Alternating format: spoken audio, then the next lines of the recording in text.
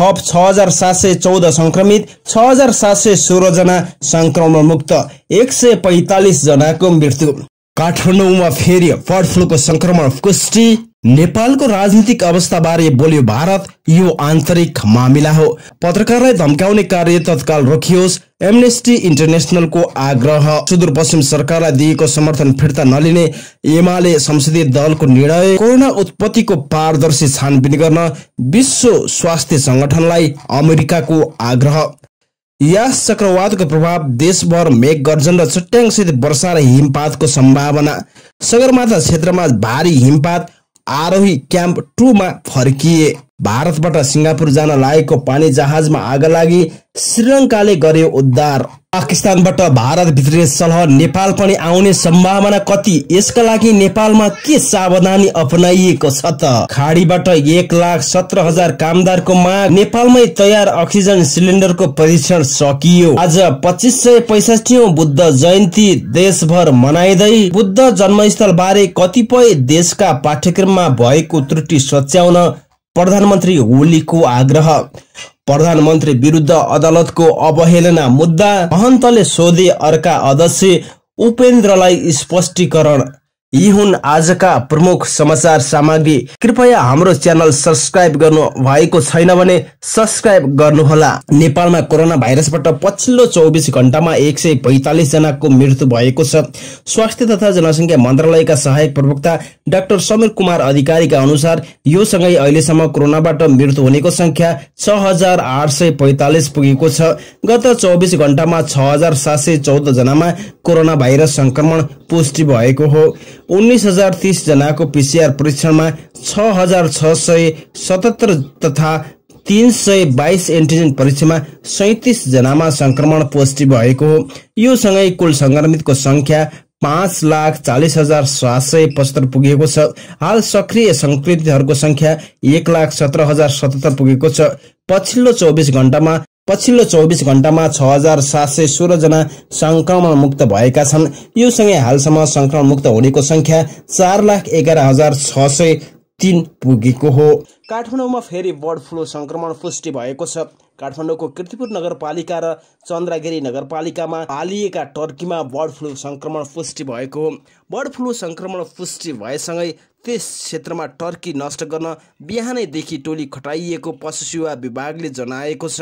अस्वाभाविक रूपमा टर्की मर्न थालेको सूचना पाए लगत्तै नमुना सङ्कलन गरेर केन्द्रीय प्रयोगशालामा आरटीपीसीआर परीक्षण गर्दा बर्ड फ्लू पुष्टि भएको विभागका प्रवक्ता डाक्टर चन्द्र ढकालले जानकारी दिनुभयो।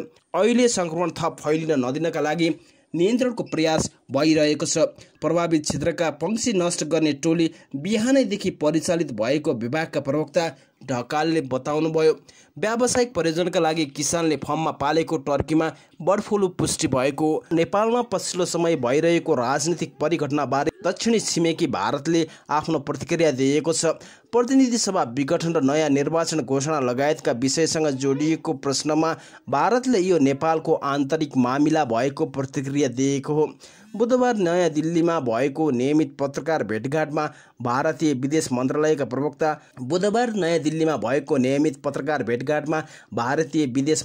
प्रवक्ता अरिन्दम बागचीले नेपालमा विकास भइरहेको घटनाक्रमलाई भारतले नजिकबाट नियाले पनि त्यो उसको आन्तरिक मामिला भएको टिप्पणी गर्नु भएको हो।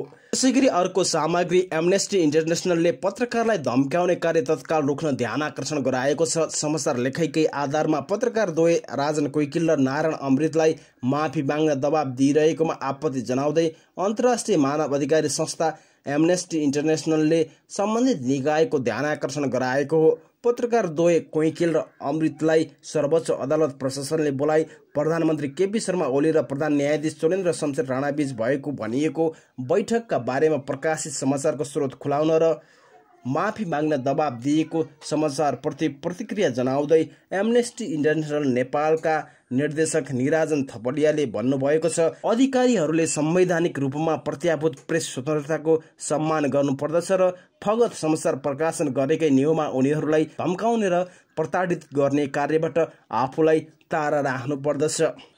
यसअघि 2078 जेठ 11 गते इमेजखबर.com का सम्पादक राजर कुइकेल र नेपाल समय.com का सम्पादक नारायण अमृतलाई सर्वोच्च अदालतको प्रशासनले स्पष्टीकरणका लागि अदालतमा बोलाएको थियो। सम्पादक द्वयलाई बोलाउनु अघि सर्वोच्च अदालत प्रशासनले प्रेस विज्ञप्ति जारी गरी उक्त समाचारको खण्डन गर्दै सो भ्रामक समाचारलाई नसच्याएमा कानुनी दायरामा ल्याउने चेतावनी दिएको थियो। नेकपा एमालेको सुदूरपश्चिम प्रदेश संसदीय दलको बैठकले तत्काल सरकारको समर्थन फिर्ता नलिने निर्णय गरेको छ। संसदीय दलका नेता समेत रहेका प्रदेश सरकारका आन्तरिक मामिला तथा कानुन मन्त्री प्रकाश शाहको अध्यक्षतामा बसेको बैठकले नफर्किने निर्णय गरेको हो। अमेरिकाले कोरोना भाइरसको उत्पत्तिबारे पारदर्शी छानबिन गर्न विश्व स्वास्थ्य संगठनलाई आग्रह गरेको छ। अमेरिकी स्वास्थ्य मन्त्री जेभियर बेसोराले कोरोना बारे अर्को चरणको छानबिन पारदर्शी सुनिश्चित गर्न डब्ल्युएचओलाई आग्रह गर्नुभएको हो। डब्ल्युएचओको मन्त्री स्तरीय बैठकलाई सम्बोधन गर्दै उहाँले कोरोना भाइरसको स्रोत मूल्याङ्कन गर्न अन्तर्राष्ट्रिय विज्ञहरूलाई अनुमति दिनुपर्ने बताउनुभयो। हालै मात्रै अमेरिकी जासुसी कम्पनीले एक रिपोर्ट सार्वजनिक गर्दै विश्वमा कोरोना महामारी फैलिनु अघि नै चीनको वुहान प्रयोगशालाका 3 शोधकर्ता बिरामी परेको दावी गरेको थियो। बेजिङले भने अमेरिकी आरोप खारेज गर्दै कोरोना भाइरस बरु अमेरिकी प्रयोगशालाबाट आएको हुन सक्ने जनाएको छ। बंगालको खाडीबाट उत्पन्न भएको यास नामक चक्रवातको प्रभावले देशभर मेघगर्जन चट्याङसहित वर्षा हुने भएको छ। अहिले प्रदेश 1, प्रदेश 2, बागमती र गण्डकी प्रदेशमा सामान्य बदली र बाँकी प्रदेशमा आंशिक बदली रहेको जल तथा मौसम विज्ञान विभागले जनाएको छ। महाशाखाका अनुसार अहिले बागमती प्रदेशका केही स्थानहरूमा हल्कादेखि मध्यम वर्षा भइरहेको छ। मंगलबारदेखि मौसम खराब भएपछि सगरमाथा क्षेत्रमा भारी हिमपात भएको छ। हिमपातको कारण आधार शिविरबाट सगरमाथाको उचाइमा जाने सबै आरोहण दलको यात्रा स्थगित भएको छ। सगरमाथा आधार शिविरमा रहेका सम्पर्क अधिकृत खिमलाल गौतमका अनुसार करिब आरोहण गर्न सगरमाथाको शिखरतर्फ लम्केका आरोहण दलहरू पनि तल झरेका छन्। आरोहण दल क्याम्प 2 मा आएर बसेको गौतमले बताउनुभयो। क्याम्प 2 फर्किने आरोही र शेर्पा सहयोगी गरेर 3 दर्जन बढी संख्या रहेका छन्। भारतबाट सिङ्गापुर जान लागेको एउटा पानी जहाजमा भीषण आगलागी भएको छ। श्रीलङ्काको कोलम्बो हुँदै सिङ्गापुर जान लागेको मालवाहक पानी जहाजमा आगलागीपछि विस्फोट पनि भएको छ। श्रीलङ्का नौ सैनिकले मंगलबार पानी जहाजका चालक दलको उद्धार गरेको छ।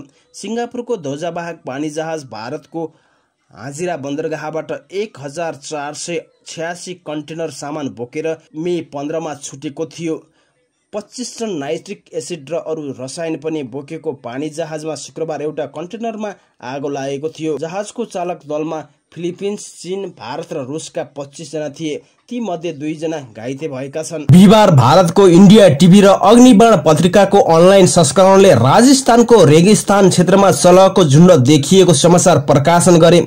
समाचारमा सलहले पुर्याउन सक्ने क्षतिलाई दृष्टिगत गरी जिल्लामा सावधानी अपनाउन भनिएको उल्लेख छ। गत शनिबार भारतकै हिन्दुस्तान पत्रिकाको अनलाइन संस्करणमा पनि उत्तर प्रदेशमा सलहको झुण्ड देखिएको समाचार छापियो। उसले पनि पाकिस्तानबाट राजस्थान हुँदै सलह उत्तर प्रदेश प्रवेश गरेको जनाएको छ। यसअघि संयुक्त राष्ट्रसङ्घ खाद्य तथा कृषि संगठनले गत 17 मेमा सूचना जारी गर्दै दक्षिण पश्चिम इरानमा सलहका केही झुण्ड रहेको जनाएको थियो। उक्त झुण्ड पूर्वी पाकिस्तान आउने सम्भावना रहेको उल्लेख गरिएको थियो। सोही झुण्ड पाकिस्तान हुँदै उत्तर प्रदेश प्रवेश गरेको हिन्दुस्तानले लेखेको छ। गत वर्ष पनि अफ्रिकी मुलुकबाट अरबियन देश हुँदै सलह भारत आइपुगेको थियो। उक्त सलह नेपाल पनि छिरेको थियो। भारतको बिहार हुँदै रूपन्देही, बारा, पर्सा, सर्लाहीमा छिरेको सलहले नेपालका केही जिल्लामा आतंक मच्चाएको थियो। अहिले उत्तर प्रदेशमा देखिएको सलहको झुण्ड नेपाल भित्रने सम्भावना कति छ त? कृषि तथा पशुपक्षी विकास मन्त्रालयका प्रवक्ता श्रीराम घिमिरे भन्छन्, सलह उडेर आउने हुँदा नेपाल छिर्ने सम्भावना धेरै छ। क्षति सकेसम्म कम गराउन उच्च सतर्कता अपनाउनु पर्ने देखिन्छ। मन्त्रालयका अनुसार केही जिल्लामा मकैमा अमेरिकी फौजी किरा देखिसकेको छ। किराले कुनै क्षेत्रलाई जीवन चक्र बनाएको प्रवक्ता घिमिरे बताउँछन्। किराले वर्षैपछि आक्रान्त बनाएको छ। अमेरिकी फौजी किरा मकैमा देखिसकेको छ। उनले भने भारतमा सलह देखिएपछि बाली संरक्षणसँग काम गर्ने प्लान, क्वारेन्टाइन तथा विषादी केन्द्रले सतर्कता साथ काम गरिरहेको छ। जिल्लामा रहेका प्राविधिकलाई सल्लाह सुझाव दिइएको छ। कोरोनाको संक्रमणको दोस्रो लहर चलिरहेका बेला मलेसिया बाहेकका प्रमुख श्रम गन्तव्यका रोजगारदाता कम्पनीले नेपालबाट झण्डै 1,17,000 कामदार लैजान प्रमाणपत्र प्रमाणित गरेका छन्। ती देशले निर्माण क्षेत्रमा बढी कामदार लैजान माग पेश गरेका हुन्। कामदारको माग भने कोरोना संक्रमणले उडान रोकिएका कारण उनीहरू गन्तव्य देश जान भने पाएका छैनन्। वैदेशिक रोजगार व्यवसाय संघका अनुसार कतार, साउदी अरब, संयुक्त अरब इमिरेट, बहराइन र ओमान, साइप्रस, रोमानिया स्थित रोजगारदाताले नेपाली कामदार माग गरेका हुन्।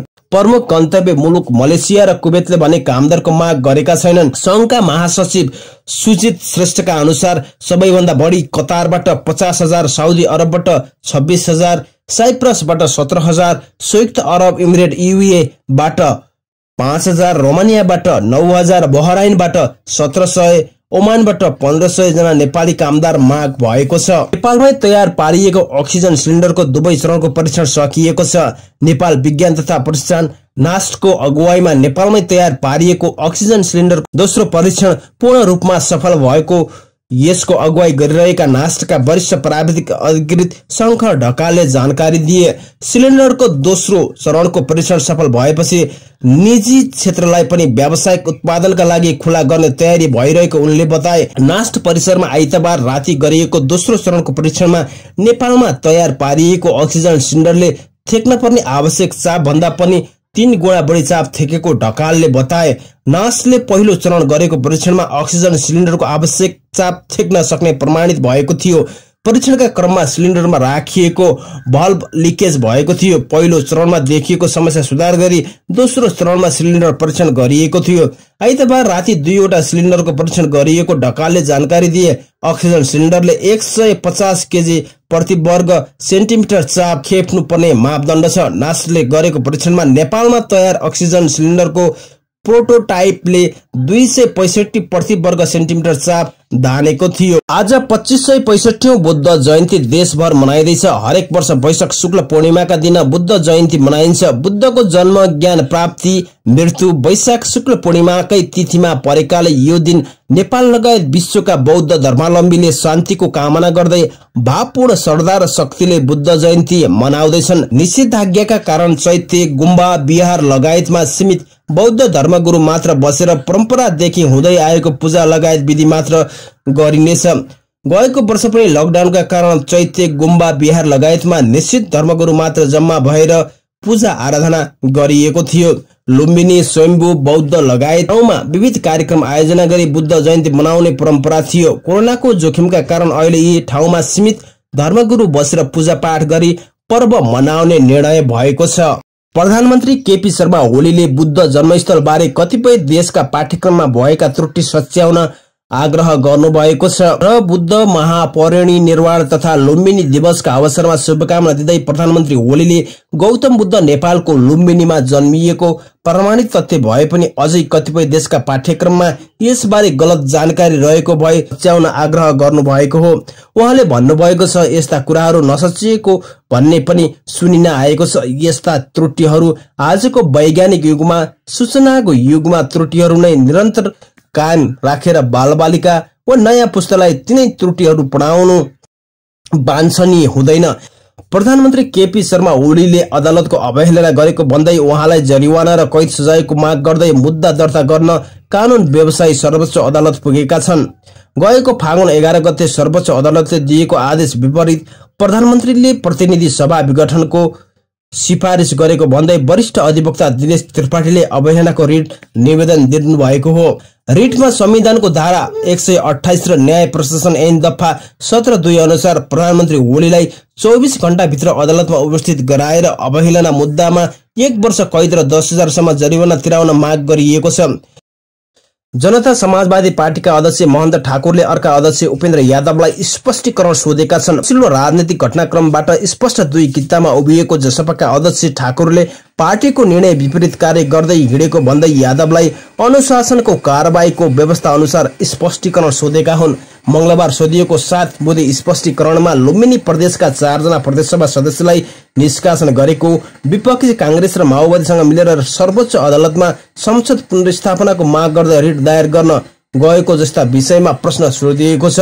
जेठ 8 र 9 गते निर्धारण गरिएको बैठक महन्त पक्षले जेठ 7 मा स्थगित भएको सूचना जारी गरेको थियो।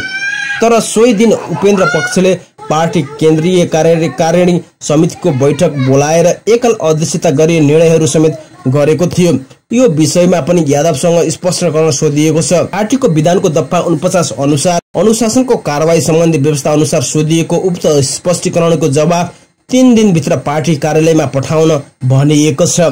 त आदरणीय दर्शकहरू, हाम्रो सामग्री तपाईहरूलाई कस्तो लाग्यो? जस्तो लाग्यो त्यस्तै प्रतिक्रिया दिन नभुल्नुहोला र शेयर पनि गर्न नभुल्नुहोला भन्दै हामी आजलाई बिदा हुन्छौं। नमस्कार।